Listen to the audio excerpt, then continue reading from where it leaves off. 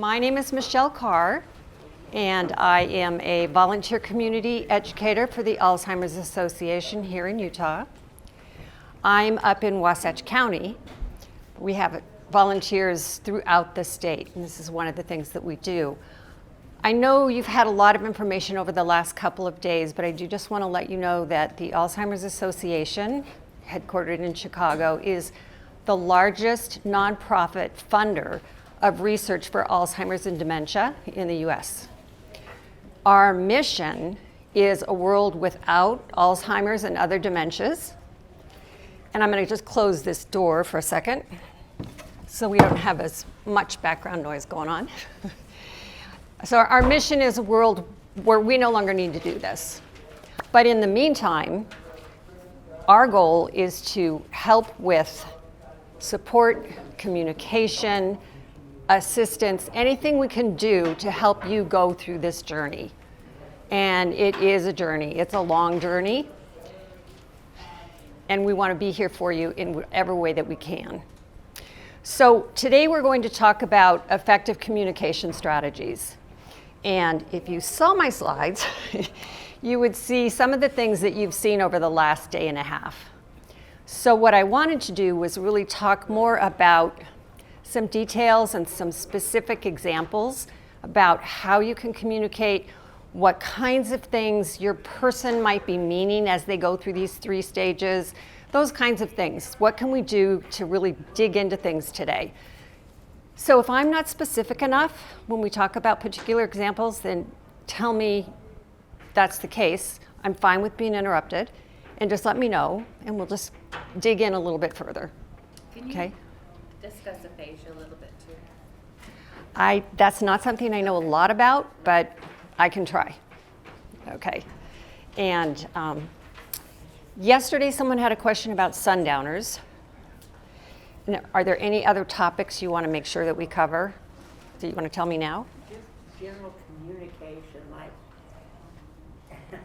I can't say a word that means anything. I can't point where it means anything. It just nothing means anything. Yeah, it's Any kind of communication in a problem. Pick that up, you know. Yeah. Well, This to me or that. The hardest one is, I know what you're looking for is in the top drawer. What's the drawer? You know. Yeah. that kind of thing. It's really tough because you've been talking to someone in the same way for a long period of time. Most likely when you're a caregiver, you've been having these conversations with your spouse or your parent or your best friend for a very long time. And all of a sudden, you need to learn a new way to communicate. And you need to learn new words for everything because your person is not going to be able to learn those new words. And it's tough to go through and make these changes on something that's so automatic for you. So How do you find something they'll understand?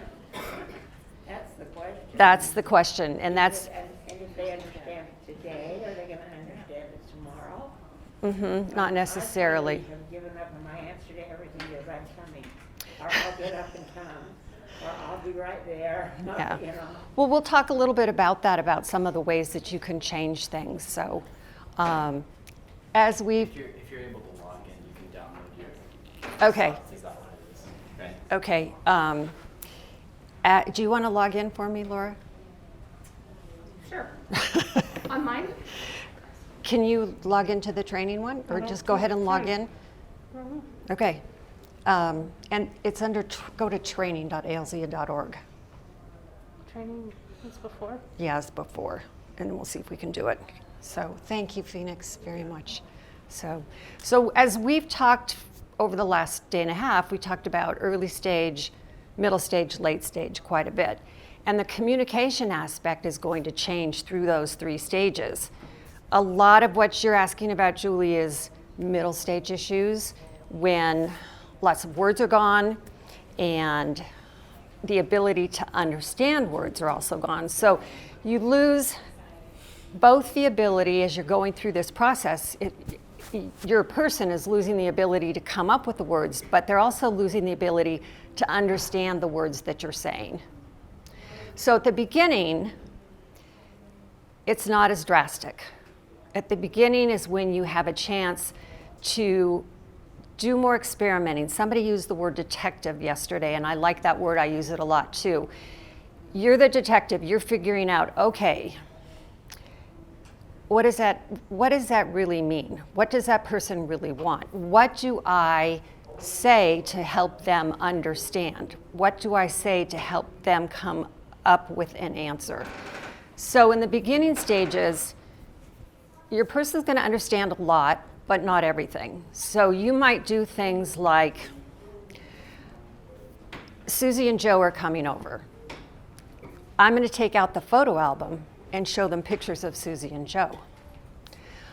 That helps them from a visual standpoint. You might end up saying things like, do you want to go to the park or do you want to walk to the golf course? And go to two choices. Both are things that you want to do, and the thing that you said last is the thing you want to do the most, and you know that they'll enjoy the most because they're usually going to pick that last choice. So instead of saying, what do you want to do today, Gary? I'm going to get a blank look. I don't know what I want to do today. So start narrowing it down. Start saying, here are the two choices. Do you want to do this or this? Do you want a ham sandwich or a bowl of soup? And not wide open choices. When you're in a restaurant, it's, you know, you really liked the salmon sandwich last time, so shall I order that for you today? And start giving them a lot of clues in what you say. So your questions are going to become questions with answers embedded in the questions. If that makes any sense? Okay. So one. Is this how it begins? No, but you've got it. That's really close. Okay. Okay. But we can begin, well, Let's see if we yeah, can get through it. we can begin there. Okay, before we Yeah, get. I'll keep going. Okay, good. We're really close. So one of the things that you would see is a video of Martha Tierney, who is she's a program director at the Alzheimer's Association, and she would be telling you in this first stage, ask questions. Ask questions, find out what your person wants. This is the time you can have discussions, not every day, because some days are better than other days, but you can have discussions with them about, how do you want me to help you when you no longer remember words? Do you want me to introduce you to people or not? Do you want me to order for you? And then you also have those questions that we talked about yesterday about planning long term, but you can ask the questions now. As you go through this process, questions are no longer your friend. I will let you know that you want to stop asking questions, and how hard is that? I mean, when you walk up to somebody, hi, how you doing? Yeah, and that question can give you a blank stare as an answer. So you want to start thinking about other things you can do. And this first stage is a time where you can practice, you can figure out, this works, this doesn't work. You can start telling your friends and your family, don't ask Doug a question. Say, hey, it's great to see you, Doug. But don't say, how are you doing? You need to be able to share this information with everybody because they don't know. So your kids, your neighbors, your family members could come in and we're not there. Okay, that's all right. So they could come in and they think they know what they're doing. They think they're helping. They're trying to be friendly and they're making your person more confused. So part of your role now is to school them in what you need from them and what your person, Doug, or whoever your person is, needs from them. So you would see a video here from Martha, and she would tell you, ask questions. So go ahead and practice, figure out, be the detective, what you can do through that first stage. Some of the things you can do in that first stage that could help is, I'm going to look at my notes because I don't have my slides. You're telling your family and friends how to act. You're coming up with other ways to give your person information. So whiteboard is really helpful, a chalkboard. Your name and phone number is up there. So if somebody else is there, giving you a break and taking over for a few minutes, they know. The date, it's Wednesday, it's Saturday. Give them some information that will help them throughout the day. Any appointments, anybody that's coming over. Laughter is really important, as we've been doing for the last day and a half, so keep that going. Try to keep your sense of humor. The other thing that we've talked about a lot is slowing down, which is true. You're gonna keep slowing down and slowing down and slowing down. I'm gonna refer to Doug several times. I spent 10 years helping my friend take care of Doug. And Doug was a very, very good friend. This couple is very good friends of ours. We've traveled with them. We traveled with them during his Alzheimer's phase. And I learned a lot from his wife. That's how I got involved with the Alzheimer's Association. And I learned a lot through that whole process. And Doug would always walk. He was really athletic, but his walk would get slower and slower and slower. So one of the things that we did to give his wife a break is we'd walk with Doug for a while. And you can just ask your family and friends to do that. You walk so she could go up ahead and get a little more exercise, walk at a better pace, and then she'd turn around and come back. And then my husband Gary would walk with Doug for a while. And you can work on those kinds of things to say, okay, what's gonna work? One of the things that we like to say is don't make assumptions. And that's because everyone goes through this so differently. So for example, our Uncle Fred never lost his ability to communicate through the whole phase. Never lost his ability. But he couldn't button a shirt from really early on. So you just don't know what's going to happen with your person. Let's talk a little bit about some of the questions that Julie was asking. So now you're moving into the middle stage with your person, and you've got words coming at you that don't make any sense. And you're saying things to your person that it's just not going anywhere. So in the first part of that, when you get words coming at you that don't make any sense, the TV remote might be the switcher. The washing machine might be the clothes cleaner or the noisy machine. You're going to want to think through and say, okay, what could that really be? And if you don't know, you can say, can you show me? Yeah, show me. Can you show me? It helps a lot. And sometimes they can't show you because they don't know what they're really trying to ask you, but sometimes they can. And so you kind of experiment through that process. If they're doing things, if your person is doing something like you walk in and they're rummaging through all the drawers in the room, they're looking for something. What does that mean? So your job at that point is to say, what does that mean? What is this person looking for? And if I say, Doug, what are you looking for? Doug couldn't tell me what he was looking for. He wasn't sure. So I could go in and say, well, let me help you look. I didn't know what I was looking for either, but I could start going through the bookshelves or the drawers or whatever and helping him look. And then also starting another conversation at the same time. So I'm opening a drawer and I'm helping him look, and I'm saying, boy, I had a great day skiing yesterday. That was so fun on the mountain, because I know skiing is something that Doug loved. And so it could have been July, but I could say I had a great day skiing yesterday. Now early on you can't get away with that, but you'd say that was such a great hike. Whatever it was that person liked. I just read this great book. I read another Jack Reacher novel because he loved Jack Reacher novels. Go back to, okay, what were their hobbies? What did they like? How can I distract them? Because a lot of what we're going to be doing in that middle and late stages, let's distract a little bit.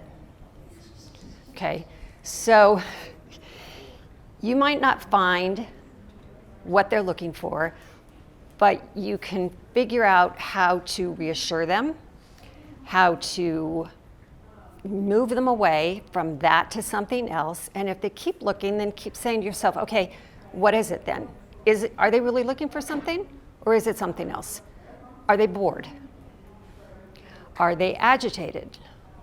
Are they anxious about something? So then you want to start looking at body language. Bored could look like one facial expression. Agitated or scared could be much more tense. So think about, what is that situation? If they're bored, what can you do? Go back to those hobbies that person used to have, or the work they used to do, and think, okay, he really likes skiing. So I could show pictures of skiing. I could show pictures of hiking. If the person really liked to play golf, just get out some golf balls that might have different logos on them, and they can rearrange the golf balls in a tray. If that person loved sewing, I'd be happy if I could just go through fabric all day long, because I love fabric. So think about what it is they used to do and what they like to do, and see if you can distract them with that. One of the things that is going to sound really weird that I'm going to suggest to you was suggested to me several years ago with a way to help figure out how to deal with my mom, and that was a book called The 5 Love Languages. Is anybody, I'm seeing a lot of, yeah. So this book came out in 2014, 2015, I think, and it goes through, talks about different ways people feel appreciated and loved. So what's your love language? If you can figure that out in the early stages, take a look at that book. You can get it from the library. If you can figure that out, then that can help you when you get to these stages. So my love language is quality time. So what would help me is feeling like somebody was there and paying attention and listening and giving me quality time.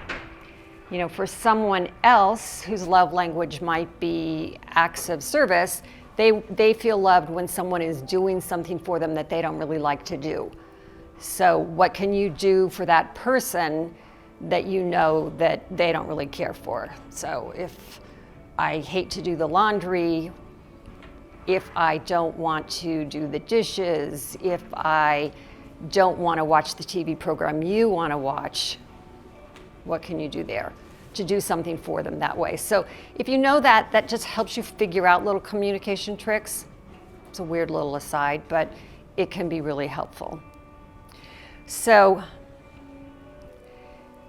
going back to your question, do you have specifics that you want, specific incidents where you've had trouble, where you're saying, I don't know, and you just say, I'm coming? This is my mom. Oh, okay. And my dad has Alzheimer's. Okay. And she has some mobility issues. Okay. So they just moved, they sold their senior home and moved into assisted living. Uh-huh. And so she'll need something, and she'll say, will you hand me the pen? It's on the table right behind you. And he'll say, what? Where?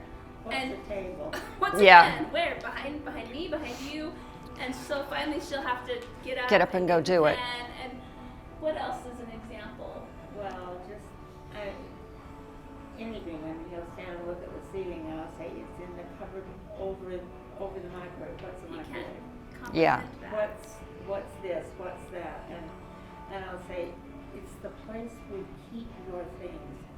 It's a certain top drawer. Mm-hmm. Well, there's 1,000 places around here. And there's really not. Yeah. So one of the things you can do with that, to try with that, is start experimenting with different sentence structure and different ways to say things. And sometimes you can find something that clicks. So let's see. If I said, could you get me a grocery bag?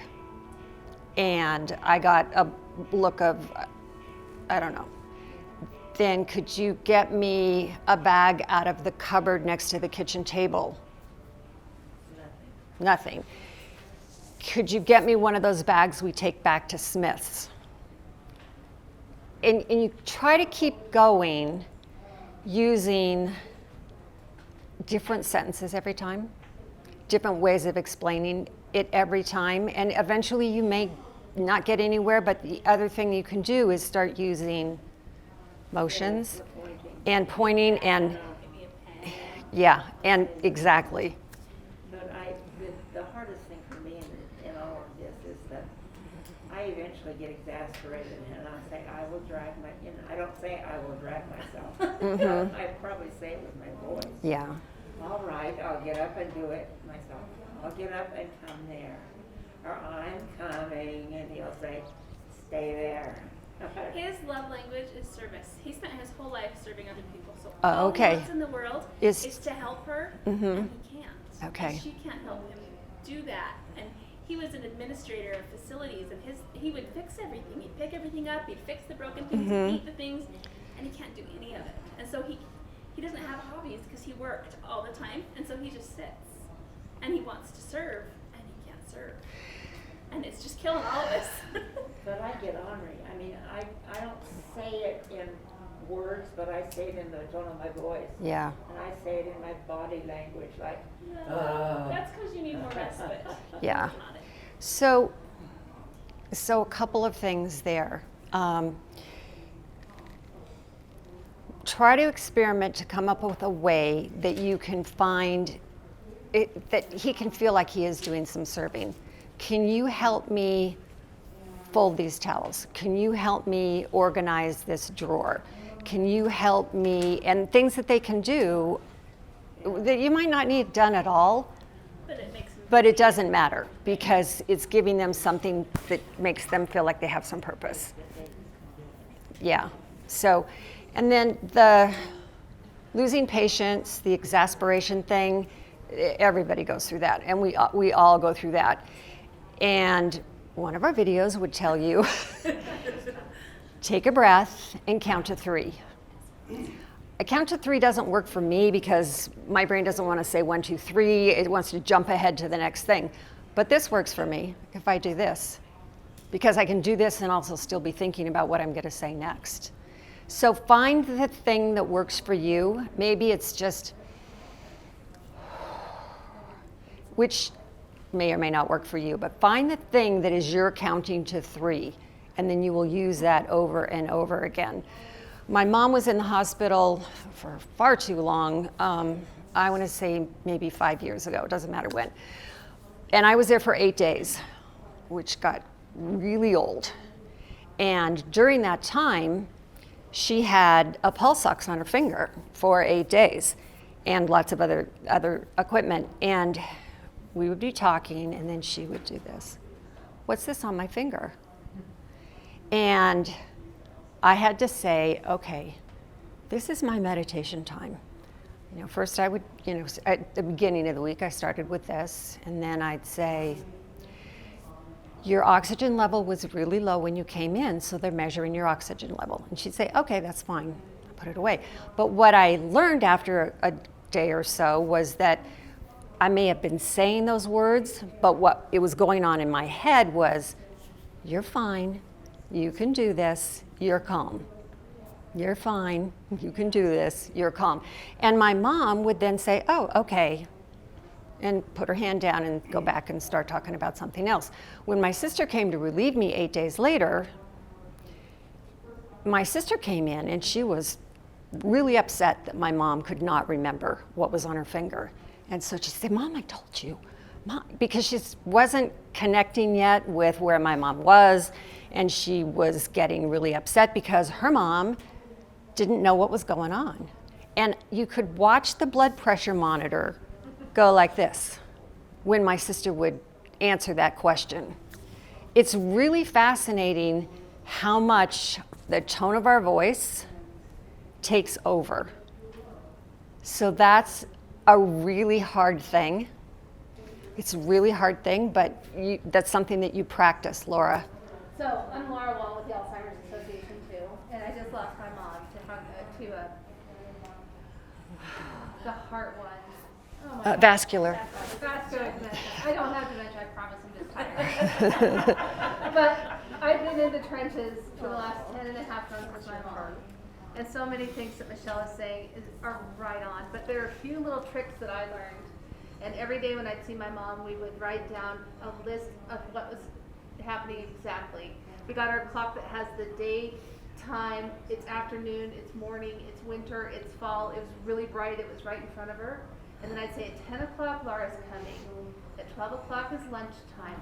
1 o'clock, and if she didn't have that, she got really insecure. But when we come to how to direct, you ever considered a laser pointer? Yes. Make it a game?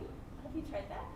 I have tried a laser pointer. No, I haven't tried. Because it could be really fun. That's you can just have interesting. it be like, oh my gosh, we're going to play a game today, and if you can find where this point, you can open that drawer. Make it fun. It's got to be fun for you because it's so awful. And so just make it. And the last thing I'll say, Michelle, because No, you go did a ahead. beautiful job, is the way I finally heard somebody describe to me, if you had a baby and it's cranky, you didn't yell at it, you didn't scold it, you didn't roll your eyes at it. You were like, wonder if you're hungry, wonder if you're sleepy, is your diaper biting you? Do you have a rash, right? And you would do that detective work. Our people with Alzheimer's and dementia have resorted back there. They've gone the circle of life, but all the way back down there again. So as kind as you were to your babies, be that kind to your person, because they can't help it. It's not them. They're not out to get you. They're not trying to make you mad or lose your temper. They can't help themselves any more than a tiny baby can help themselves. So I hope that helps. Thank you. It does. Yeah, it does. So I told you about our friend Doug and how much I learned from his wife and the things that we did over time. One of the things that she picked up early on was, I can't change him. This is what it's going to be, and there's not anything I can do to change him. So what I'm going to do is make sure he's warm, safe, and dry. And that was her mantra, warm, safe, and dry, and safe being the biggest part of that. Because she started that early on, she was able to stay, I'm really impressed at how calm she stayed for the 10 years that we went through this. So figure out what you're going to go back to that's going to be your reminder. Like Laura just talked about her reminder. What are you going to go back to that's going to help you stay calm and focus on your person as well as your own needs? So let's talk a little bit about another thing that comes up quite a bit and how you maybe can help with communication and how you can react. So one of the things that you may have seen on some of the slides, and you would have seen here, is join the person in their reality. So what the heck does that mean? There are different ways that that's going to present itself, but what we really mean is figure out what's going on, what they need, and what they want. And you need to do that through the clues that you see, whether it was that looking around in the room for something that they couldn't find, whether it's suddenly getting really grouchy, really mad. You're going to figure out what's going on with that. And that could be, I'm hungry, I'm thirsty, I'm tired. What's going on with their reality? And at this point, you can't necessarily ask. You can't say, why are you mad? Why are you grouchy? Because you can't get an answer. So start to try and read their facial expressions early on in this process, and then now try to say, okay, that's the face he always made when he was hungry. Or if he's grabbing his elbow, is it because he's in some kind of pain? Or if he's wiggling around in his chair, is it because his back hurts? And try and figure that out. But one of the things you might have heard today is, and if you, I hope you did listen to the walk-on play and you were in there during that session, and they talked about, at one point the caregiver was talking about the bunny rabbit in the room. Those kinds of things can come up more and more. And if it's something like that, there's a bunny rabbit in the room, joining the reality means, wow, I don't see the bunny rabbit, but I know you do. So tell me about the bunny rabbit. Tell me about the man in the next room. What does he look like? What is he wearing? How big is that bunny rabbit? Ah, okay. All right. So let's do this. Why don't you come sit over here with me, if that's possible, and you can move somebody. Sit over here with me, and we're going to leave this door open so the bunny rabbit can run into the kitchen. And then we'll just let the bunny rabbit go out the door. And then you reassure the person. Okay, I hear you. I know that I believe what you're saying. I know that you're seeing a bunny rabbit. And I'm going to come up with a solution by opening the door. And then you redirect the person. So you want to acknowledge, reassure, and then you can redirect into another conversation. But you've got to acknowledge those feelings first. So have any of you had a situation where you've had that reality issue that's not really there, that's much more significant or scary or dangerous? Oh yeah, my mom and I, we'd sit out on the front porch, and my dad would be inside getting dinner ready, and then I'd say, well, okay, I think it's time to go in for dinner. No, we can't, the people in there don't like me. And I'd say, well, it's just Dick's in there, you know, and then she'd say, no, it's the other people. And I started thinking, maybe she really can see other people. I started going, who am I to second guess what somebody, mentally, what was going on? Could she? I didn't know. So I didn't disagree that there were people, but I'd say, well, I'll come with you. So, we made our way through it. Yeah. It was interesting. She was pretty convinced there were people in there that didn't like her. And that's perfect. I'll come with you. So you're making your person feel safe. That's what you want to do, is reassure that you're there, you're going to protect them, they're warm, safe, and dry, and I'll come with you. You can also say, I'll go ask if it's okay. And then, yeah, it's okay, and we're going to sit over here. What can you do to rearrange the situation in their mindset? I was with a woman in a class at one point who had a scary situation. Her husband was convinced in the middle of the night that there was a fire. And there was nothing she could do. There was a fire. And he was so agitated and he was so upset. So she called the 800 number and was able to get the person on the 800 number to talk to her husband and calm him down. So she took action. He wanted her to call 911. And she thought, I can't call 911. There's no fire. So she took some action by calling the 800 number. That person that answered the phone quickly figured out what was going on. As she explained, my husband thinks there's a fire. She's calling our Alzheimer's 800 number. And that woman got on the phone. And so the other thing you can do if you're in a situation where your person is starting to have some issues that are really scaring them, some delusions that are really scaring them, is come up with a plan. Who can I call? If it's 3 a.m, who can I call? You always have backups for that. Doug's wife knew she could call me and one other friend. Whenever it was, it didn't matter. So Laura, you had a comment. My dad died 2 years ago. They were married 60 years. They were the cutest couple you ever saw. And she missed him desperately. And so she would call me, especially at night during her son dying time, and say, have you heard from your dad? And at first I was like, well, he's dead. And then she called one night, she said, your dad has been kidnapped by the Chinese for his scientific secrets. And I was like, you know what, Mom? I don't think that happened today, but I think he's probably in Louisiana. Why is he in Louisiana? I think he had a medical conference down there. Well, why didn't he call me? And I said, well, he called me. You must have had your phone off. Well, and I really was feeling bad about this because I was raised to never lie to my mother, ever, under any circumstance. I was a good girl. It hurt my feelings to lie to her until I finally had somebody, like one of you, say to me, you're not lying, you're helping. And so just join their reality. I just talked to Dad 5 minutes ago. It was perfectly fine to call you in the morning. By morning, it was over. Yeah. She didn't remember. got a little bit different scenario in that my mom thinks that my dad's having an affair with their neighbor. Oh. And how do I mean, I don't want to go along with her reality.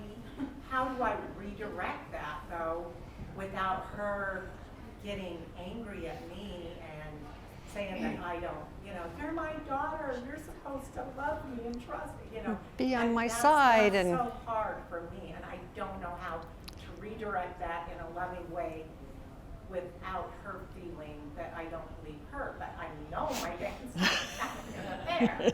So I don't, can you give me some insight on that? Have you asked her more questions? Have you said, why do you think, what's going on? What do you see? Have you asked her for more detail or not? No, I just said that's ridiculous, and now I've learned that's the wrong answer. But yeah, so just ask her more questions on why she believes that. That would be one thing that you could do, is ask more questions. And you're right, you don't want to quiz your person, you don't want to contradict them, you want to just go along with the fact that they may have been a spy in Vietnam, whatever. But in that kind of a scenario, your mom is really feeling uncomfortable and insecure. So that's what you're going down to, is why is she feeling insecure and uncomfortable? And then see if you can kind of dig into that a little bit. And then you can look at saying, okay, so what can I do to make her feel less insecure or uncomfortable? Is it something that you can bring your dad in on? Is she saying it to him as well? Oh, yeah. Okay. This is my dad. Oh, okay. I convince her that I'm not. Yeah. Can you convince her of something else that what you're seeing is maybe I'm going over there a lot, but it's because I'm working on a special project. We're working on a surprise for you. Is there some other way that you can twist it? No? Okay. All I know is I'm a son of a bitch. Yeah. And now you've been away all day and she's really convinced. Yeah. And you're really not. You're really not. Has this been going on for a while? Oh, yeah. Okay. About a year. Oh, okay. Okay.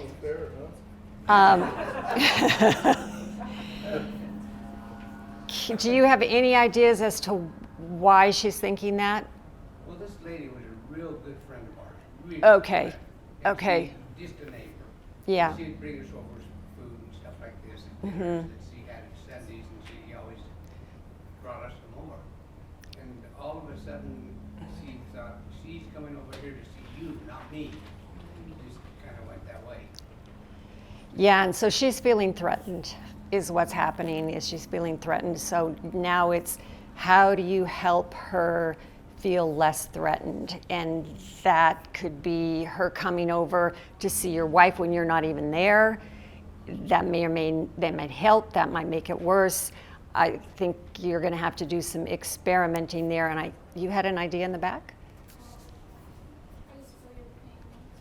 Oh, yeah. I know my mom does similar things when she feels very, I imagine she's feeling very undesirable.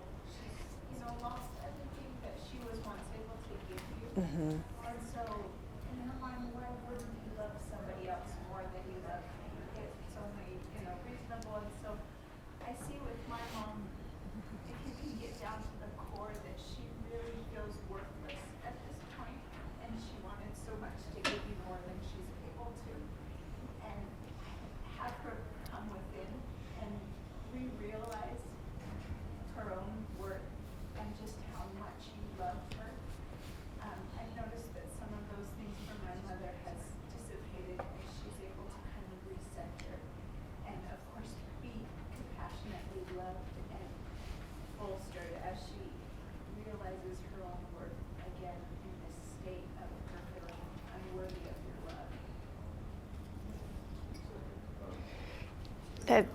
That's really really powerful advice, and maybe going back to that love language and going back to the things that you used to do with your wife before all of this journey started, to see if you can increase those activities a little bit more, increase the love language side a little bit more, and see if that can help her maybe feel less threatened and calm down a little bit. So, Thank you. yeah, thank you. Do you have any advice for, like my wife still thinks that her parents who've been dead between 15 and 30 years are still alive. Oh, And that's a daily thing. And my parents are coming to see me, and keep your eye out for them. They moved into the neighborhood, they're here, they're alive, they're not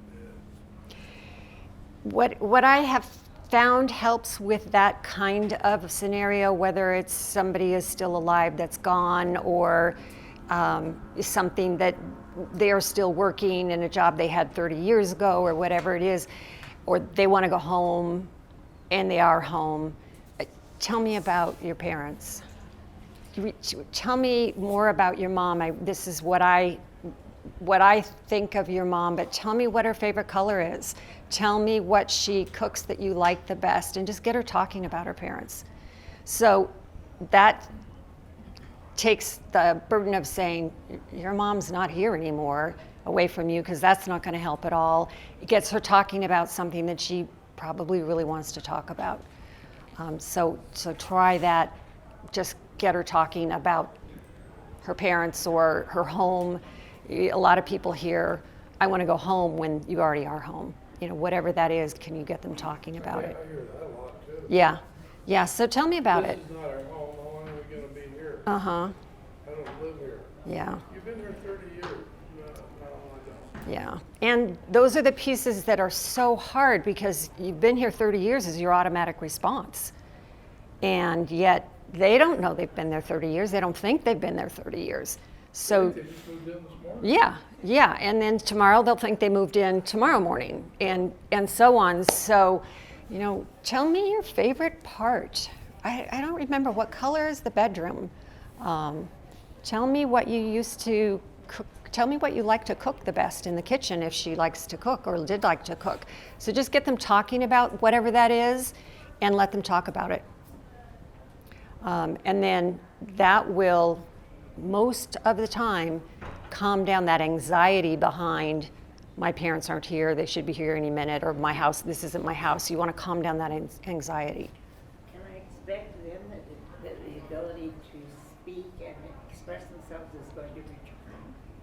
No. Because it's gone now, and to ask him to talk more about something.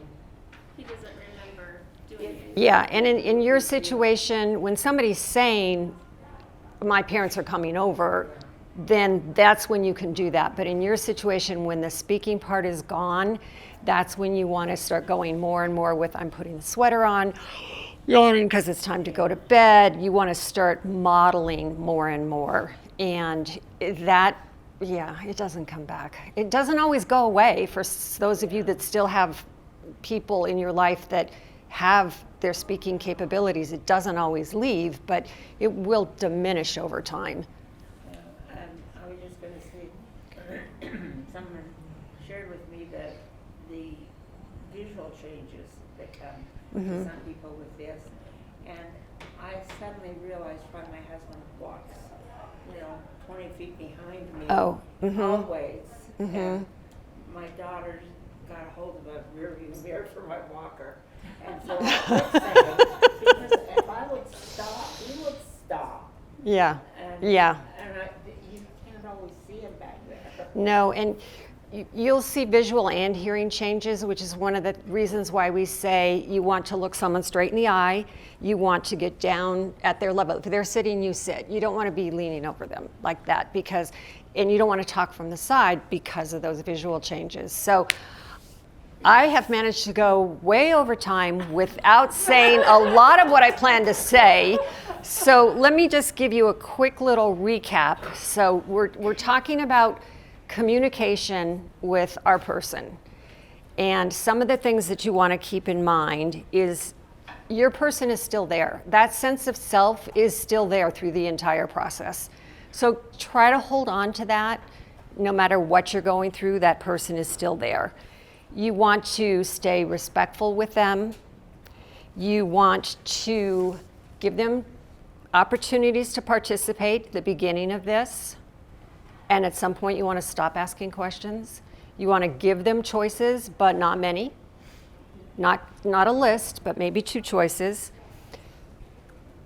And as you go through this, you want to think about, how can I make them feel safe and comfortable and know that they're being taken care of? Because unfortunately, a lot of times your person's going to forget who you are. They might not know your name. Laura's mom might not have been able to say, this is Laura, this is my granddaughter, but she knew that Laura was her person. That stays. So hang on to that. That stays. You're still important in your person's life. And take care of yourself. What about when she thinks there's 2 of you? Just embrace your other self. Yeah. Sure. And she talks to me about the other one. Okay, we're done. What she likes about the other one, and doesn't like about me. Yeah. Well, then you just kind of go with it and listen for that. And thanks for that great advice. So I really appreciate the fact that you all put up with the lack of continuity and organization and direction and 0 slides. I know that our speaker at 3 o'clock is fantastic. Katie said he's going to be so great. And so I encourage you all to stay and listen to Dr. Rosenberg. And Laura and I are around. If you want to grab us, feel free. But thank you. This was a little different than we usually do it, but I hope you got something from it. Thanks.